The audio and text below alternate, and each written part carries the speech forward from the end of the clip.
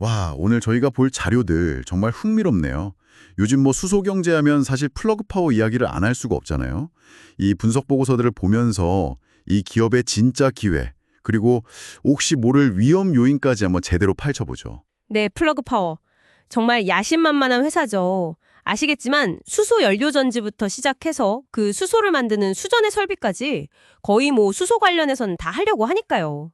근데 주신 자료들 쭉 훑어보니까 기대만큼 실적이 아직 안 나오도 있고 또 주가 변동성이 엄청나다는 점. 이건 먼저 좀 생각하고 들어가야 할 것 같아요. 맞아요. 저도 그 주가 변동성 부분이 확 눈에 들어오더라고요. 2025년 상반기에 주가가 거의 뭐 60% 가까이 따졌다가 6월 한 달에 갑자기 70% 가까이 올랐어요. 물론 뭐 상반기 전체로 보면 마이너스 30%이긴 한데, 야, 이거 투자자 입장에서는 정말 심장이 쫄깃했을 것 같은데요. 그렇죠. 이 변동성 자체가 이미 상당한 위험 싱거일 수도 있는 거고요. 근데 또 그 와중에 긍정적인 소식도 있었잖아요. 예를 들어서 호주 회사랑 3기가와트 차리? 이거 엄청 큰 거거든요. 이런 수전의 설비 공급 계약을 맺고 또 미국 에너지부에서 16억 6천만 달러면 와, 우리 돈으로 2조 원 넘죠?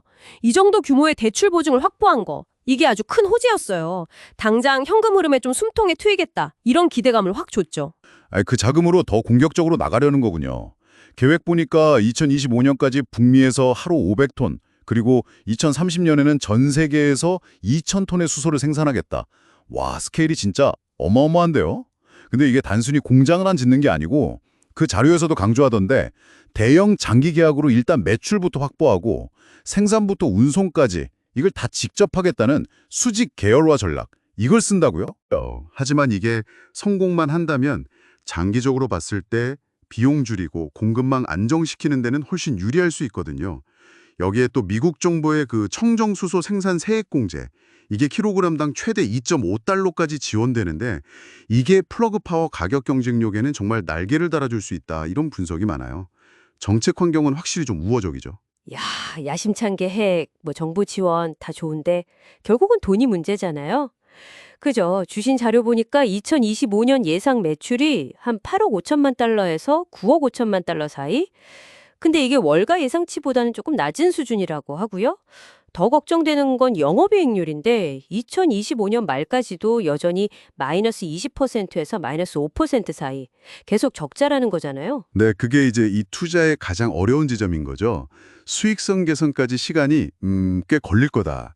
자료 분석가들은 보통 EBTA라고 하죠. 이자, 세금, 감가상각비 빼기 전 영업현금 흐름. 이건 한 2026년 하반기쯤, 그때쯤 흑자로 돌아설 수 있지 않을까 보는데 최종적인 순이익 흑자는 빨라야 2028년 정도로 예측하고 있더라고요. 2028년이요? 네. 그래서 월가의 평균 목표 주가도 보면 한 3.10달러 정도. 중립 의견이 많을 수밖에 없는 거고요. 목표 주가 범위도 보면 최저 1.40달러에서 최고 7.35달러까지. 와, 이 차이 보세요. 엄청나죠? 시장의 평가가 얼마나 이렇게 극과 극으로 갈리는지를 딱 보여주는 거죠. 일 변동성도 뭐 10%가 넘으니까요. 정말 대단하죠. 그럼 정리를 좀 해보면 장점은 확실히 있네요. 앞으로 커질 수소 시장의 수혜를 직접 받을 수 있다는 점, 생산부터 유통까지 다 하겠다는 그 사업 모델, 그리고 이미 따놓은 대형 계약들, 정부 지원까지 든든한 배경은 있어 보여요. 그렇죠. 반면에 위험 요인도 아주 명확해요. 몇 년째 계속되고 있는 이 적자 구조, 그리고 이걸로 인한 현금 소진 우려, 이게 제일 크고요. 또 수익성 개선 속도가 생각보다 더딜 수 있다는 점, 그리고 아까부터 계속 얘기했던 이 엄청난 시장 변동성, 주가 변동성, 이 자료들이 보여주는 핵심 딜레마가 딱 그거 같아요. 과연 플러그 파워의 이 야심찬 전략이 이 재무적인 어려움을 이겨내고 결실을 맺을 수 있을까? 이거죠. 그래서 월가 분석가들 다수가 중립 의견을 내는 게 좀 이해가 되네요. 일부 매수 의견도 있긴 하지만 이건 진짜 높은 위험을 감수할 수 있는 투자자들한테나 해당된다, 뭐 이런 분석인 거고요. 네, 맞아요. 핵심은 그거예요. 장기 성장 잠재력, 이거 분명히 있어요. 하지만 단기적인 재무 불안정성, 그리고 이 극심한 변동성, 이게 같이 있다는 거죠. 그래서 이 자료들은 결국 당신에게 이런 메시지를 던지는 것 같아요. 만약 안정성을 중요하게 생각한다면 실제 실적이 개선되는 걸 눈으로 좀 확인하고 접근하는 게 현명하다. 하지만 플러그 파워의 장기 비전을 믿고 나는 높은 위험 감수할 수 있다 하시면 이 변동성을 이용해서 분할 매수하는 전략도 고려는 해볼 수 있다. 딱 이 정도인 거죠. 오늘 분석을 쭉 종합해보니까 플러그 파워는 분명히 수소시대의 중요한 플레이어가 될 잠재력은 커 보이는데 그 과정이 결코 순탄치만은 않겠구나.